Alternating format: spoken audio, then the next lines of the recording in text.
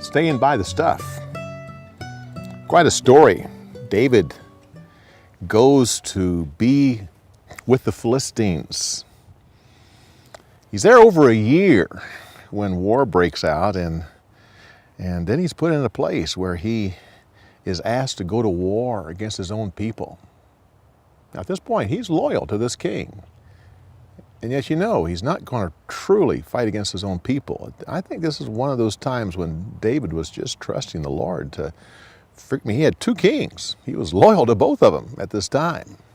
And God worked it out where he didn't have to go. As he came back back to Ziklag, and the raiders had come in. Well, now, these raiders, you may think kind of badly of them, but you have to remember that during this time that David's there, he is a raider.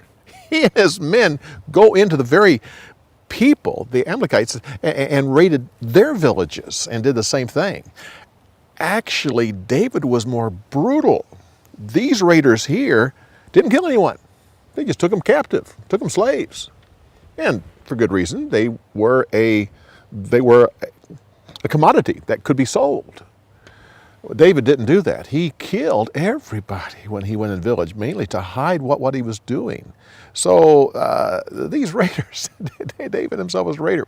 But it's interesting that I think I actually tell this story out of order. And that's because of the Eastern way of telling things. They're not so concerned about chronological order as they are starting a subject and then finishing that subject.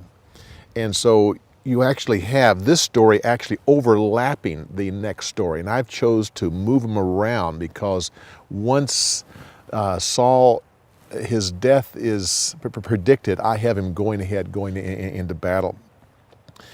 So during the time when there's a war going on, David,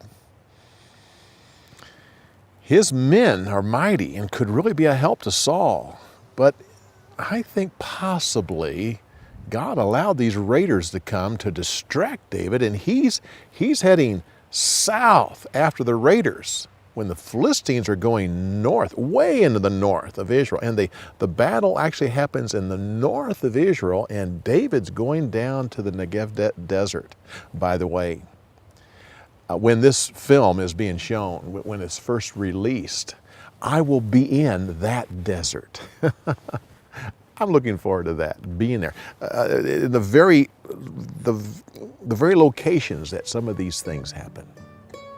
Well, I trust these insights are helpful to you and that you'll just make it a habit to come back and let me visit with you each week after you listen to the story.